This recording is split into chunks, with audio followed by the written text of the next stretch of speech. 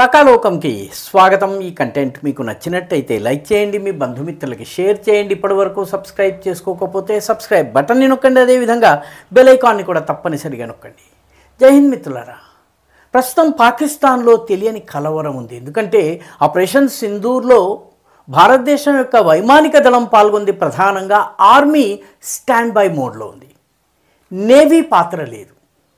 కానీ operation 2.0లో navy ప్రధాన పాత్ర వహిస్తుందా? భారతదేశపు నేవీ ప్రధాన పాత్ర వహిస్తుందా? ఎందుకంటే పాకిస్తాన్ దగ్గర అతి తక్కువ తీరరేఖ ఉంది.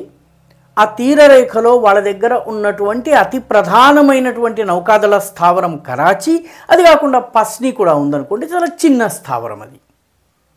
దానికి అటువైపున ఉన్నటువంటి గ్వాదర్, ఇది చైనా కబ్జాలో ఉంది. చైనా సిపెక్లో భాగంగా పూర్తి తన అధీనంలో ఉంచుకుంది. అక్కడ పాకిస్తానీలు చేపలు కూడా పట్టుకోలేరు. కాబట్టి ఈసారి గనక ఆపరేషన్ 2.0 గనక జరిగితే ఏమవుతుంది? ఇది పాకిస్తాన్కు ఉన్నటువంటి అతిపెద్ద భయం. అందుకనే భారతదేశం ఇటీవలి కాలంలో నిర్వహిస్తున్నటువంటి రకరకాల యుద్ధ పరీక్షలు, యుద్ధ విన్యాసాలు, మిసైళ్ల ప్రయోగాలు, ఇవి పాకిస్తాన్కి కలవరం కలిగిస్తున్నాయి. ఉదాహరణకి ఇటీవలి కాలంలో 2 ప్రధానమైనటువంటి నోటామ్స్ భారతదేశం ఇష్యూ చేసింది. నోటామ్ అంటే నోటిఫికేషన్ టు ఆల్ ఎయిర్మెన్, అంటే వైమానిక దళానికి చెందినటువంటి ప్రపంచంలోని సివిల్, కమర్షియల్ ఏ రకమైనటువంటి విమానమైనా కూడాను ఈ అనౌన్స్మెంట్ జరిగినటువంటి సమయంలో ఆ ప్రదేశంలో వెళ్ళడానికి వీల్లేదు. వెళితే గనక భారతదేశము నిర్వహించే పరీక్షల వల్ల దానికి ఏదైనా నష్టం జరిగినా దానికి భారత్ బాధ్యత ఉండదు. అందుకని ముందస్తుగా నోటిఫికేషన్ మేము ఇక్కడ చేయబోతున్నాం, మీరు జాగ్రత్త అని. గతంలో బాలసోర్ దగ్గర మనం ఒక నోటామ్ ఇష్యూ చేశాం. ముందు 1000 కిలోమీటర్లు అన్నాము, తర్వాత దాన్ని 1500 కిలోమీటర్లు, ఆ తర్వాత 3000 కిలోమీటర్ల వరకు నోటామ్ ఇష్యూ చేశాం. దాంతో అమెరికాకి, చైనాకి సంబంధించిన గూఢచారి నౌకలన్నీ కూడాను వచ్చి హిందూ మహాసముద్రంలో మాటు వేశాయి. మన భారతదేశం పరీక్ష నిర్వహించడాన్ని వాయిదా వేసేసింది. దాంతో వాళ్ళంతా నిరాశగా వెనక్కి వెళ్ళారు. అయితే ఇప్పుడు ఒక ఆపరేషన్ని అక్టోబర్ 24న, నోటామ్ని అక్టోబర్ 24న మొదలుపెట్టి అక్టోబర్ 27 వరకు ఇవ్వడం జరిగింది. మరొకటి అక్టోబర్ 25న ఇచ్చి 27వ తారీఖు వరకు నోటామ్ని ఇవ్వడం జరిగింది. అక్టోబర్ 25 నుంచి 27 వరకు ఇచ్చింది ఏదైతే ఉందో, ఇది కార్వార్ బేస్, అంటే ముంబైకి దక్షిణాన ఉన్నటువంటి మన సదర్న్ నావల్ కమాండ్ ఏదైతే ఉందో దానికి సంబంధించింది. ఇది మన కొచ్చి ప్రాంతంలో, కార్వార్ ప్రాంతంలో సదర్న్ నావల్ కమాండ్ కాదు, ఓవరాల్ సదర్న్ కమాండ్ పరిధిలో ఉన్నటువంటి ఇక్కడ నోటామ్ ఇవ్వడం జరిగింది. అంతకు ముందు ఇచ్చింది ముంబైకి ఉత్తరాన గుజరాత్ తీరరేఖని తాకే చోటునిచ్చింది. అయితే పాకిస్తాన్కు కలవరం కలిగిస్తున్నది, మనము త్వరలో అక్టోబర్ 30 నుంచి నవంబర్ 10 వరకు ఇవ్వబోతున్నటువంటి నోటామ్. అంటే దాదాపు 10-11 రోజుల పాటు ఈ నోటామ్ వర్తిస్తుంది.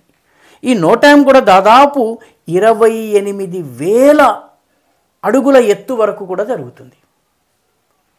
ఇది పాకిస్తాన్ని కలవరపరుస్తోంది. ఎందుకంటే ఇది జరుగుతున్నటువంటి ప్రాంతము గుజరాత్లోని సౌరాష్ట్ర ప్రాంతం. ఈ మ్యాప్ను చూస్తే సౌరాష్ట్ర ప్రాంతము అసలు పాకిస్తాన్కి ఎంత దగ్గరగా ఉంది, అక్కడి నుంచి పాకిస్తాన్ యొక్క ప్రధాన రేవైనటువంటి కరాచీ ఎంత దగ్గరగా ఉందో మనకు అర్థమవుతుంది.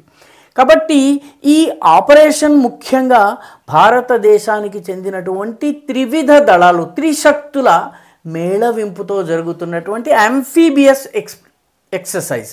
యాంఫీబియస్ అంటే నీటిలోనూ నేల మీద జరిగేటటువంటి ఎక్సర్సైజ్.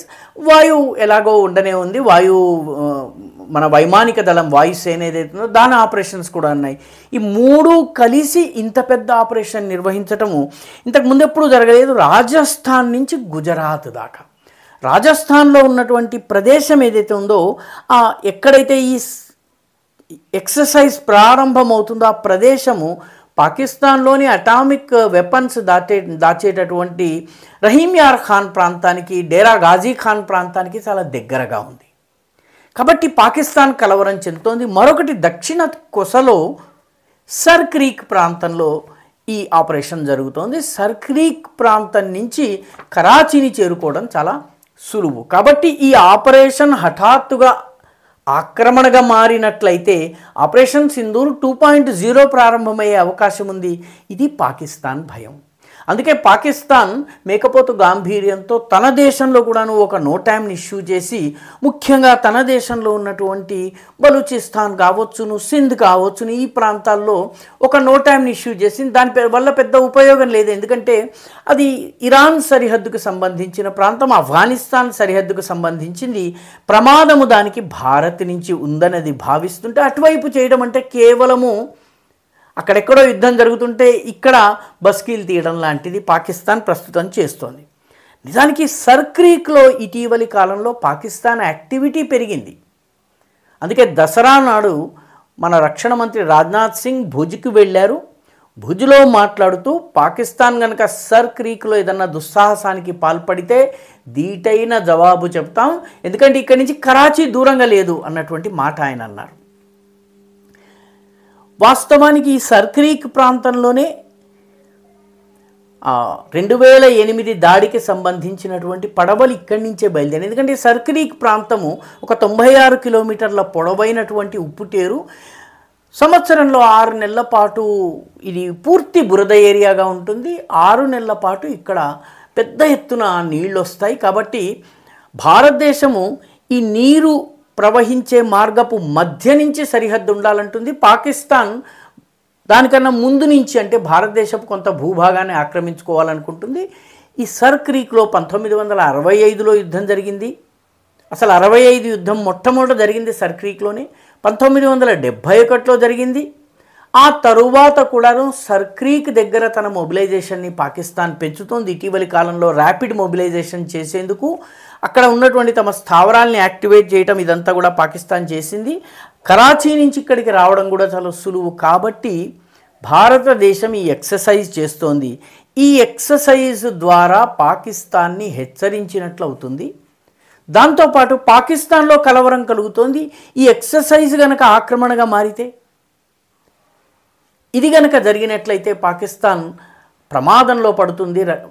ముఖ్యంగా ఈ ఏరియాలో చైనా యాక్టివిటీ కూడా కొంత ఉంది. కాబట్టి పాకిస్తాన్ ఈ ఏరియాలో ఏదో ఒక రకంగా ప్రస్తుతం భారతదేశం నిర్వహిస్తున్నటువంటి ఈ త్రిశక్తి సమ్మేళనంతో జరుగుతున్నటువంటి అద్భుతమైనటువంటి అతిపెద్దదైనటువంటి వార్ ఎక్సర్సైజ్ ఏదైతే జరుగుతుందో, ఈ ఎక్సర్సైజ్ విషయంలో పాకిస్తాన్ అత్యంత ఆదుర్దాతోటి కలవరంతో ఉంది. ఇది ఎటు దారి తీస్తుందో తెలియనటువంటి పరిస్థితి ఉంది. ముఖ్యంగా రాజ్నాథ్ సింగ్ యొక్క హెచ్చరిక కూడా వాళ్లకు చాలా పెద్ద మందులా పనిచేస్తుంది. వాళ్ళ కంటి మీద కునుకు లేనటువంటి పరిస్థితి ఉంది. ఇది అక్టోబర్ 31 నుంచి మొదలుపెట్టి నవంబర్ 10 వరకు ఈ ఎక్సర్సైజ్ సాగుతుంది. ఈ 10 రోజులు పాకిస్తాన్ కంటి మీద కునుకు లేకుండా అనుక్షణం అబ్జర్వ్ చేస్తూ ఉండాల్సినటువంటి పరిస్థితి పాకిస్తాన్కు ఉంది. పాకిస్తాన్ ఇప్పటికే పడుతోంది. ఎందుకంటే వెస్టర్న్ కోస్ట్, పాకిస్తాన్తో సంబంధం ఉన్నది వెస్టర్న్ కోస్ట్. ఈ వెస్టర్న్ కోస్ట్లో ఇండియా పలు నోటామ్లు ఇష్యూ చేస్తోంది. ఈ నోటామ్ల అంతరార్థం ఏంటో తెలుసుకునేందుకు పాకిస్తాన్ ఇప్పుడు పాపం కంటి మీద కునుకు లేకుండా ప్రయత్నాలు చేస్తోంది.